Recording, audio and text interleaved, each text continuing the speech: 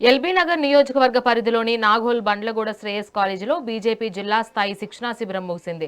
రంగారెడ్డి జిల్లా బీజేపీ ఆధ్వర్యంలో 2 రోజుల పాటు నిర్వహించిన పండిట్ దీన్ దయాళ్ ఉపాధ్యాయ శిక్షణ మహాభియాన్ 2026 కార్యక్రమంలో బీజేపీ రాష్ట్ర అధ్యక్షుడు రామచంద్రరావు పాల్గొన్నారు. ఈ సందర్భంగా ప్రతి 3 ఏళ్లకు ఒకసారి మండలం నుండి రాష్ట్ర స్థాయి వరకు ఈ శిక్షణా తరగతులు జరుగుతాయని వారు అన్నారు.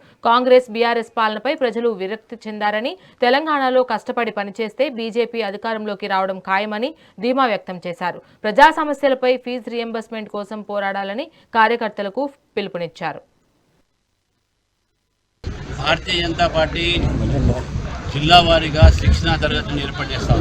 ఈ శిక్షణా తరగతిలో భారతీయ జనతా పార్టీ జిల్లాలో ఉన్న సీనియర్ నాయకులకు అనేక అంశాలపైన వారికి అవగాహన కలిగించడానికి ఈ యొక్క 2 రోజుల శిక్షణా తరగతులు అయితే దీంట్లో ఈ యొక్క శిక్షణా తరగతుల సమారోహకు నేను రావడం జరిగింది.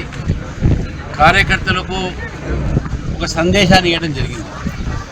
తెలంగాణలో ప్రజలు గతంలో ఉన్న బీఆర్ఎస్ మీద, ఇప్పుడున్న కాంగ్రెస్ మీద వాళ్ళు విరక్తి చెందున్నారు.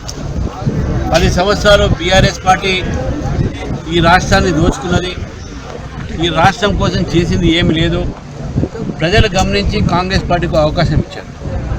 కానీ అదే దారిలో వారు చూపెట్టినటువంటి ఒక దోపిడీకి లోనై కాంగ్రెస్ పార్టీ కూడా ఈరోజు ప్రజా వ్యతిరేకమైన కార్యక్రమాలు చేస్తూ ఉంది. ఇటు రైతులు బాధపడుతూ ఉన్నారు, విద్యార్థులు బాధపడుతూ ఉన్నారు, ప్రభుత్వ ఉద్యోగస్తులు బాధపడుతూ ఉన్నారు, టీచర్లు బాధపడుతూ ఉన్నారు, రిటైర్డ్ ఎంప్లాయీస్ కూడా బాధపడుతూ ఉన్నారు. ఏ వర్గం కూడా ఈరోజు తెలంగాణలో తెలంగాణ ప్రభుత్వంతో సంతోషంగా లేరు. వారు మాత్రం కేవలం కమిషన్లు ఏది మాకు ఎక్కడ దొరుకుతుందని చెప్పి చూస్తూ ఉన్నారు. గత ప్రభుత్వం అట్లా చేస్తే లక్షలాది కోట్లాది రూపాయల ఒక ప్రాజెక్టుల కింద కమిషన్లు తీసుకొని వాళ్ళు చదువుకున్న తర్వాత వాళ్ళ మధ్యన విభేదాలు వచ్చి ఈరోజు కుటుంబమే విడిపోయేపట్టే పరిస్థితులను చూస్తున్నాం. ఇక్కడ కూడా వీళ్ళ ఒక ప్రభుత్వం కూడా కమిషన్లకు ఎగబడి అభివృద్ధి కార్యక్రమాన్ని పక్కన పెట్టి హైదరాబాద్ నగరాన్ని కేవలం వెనక్కి దోస్తపడుతున్నారు.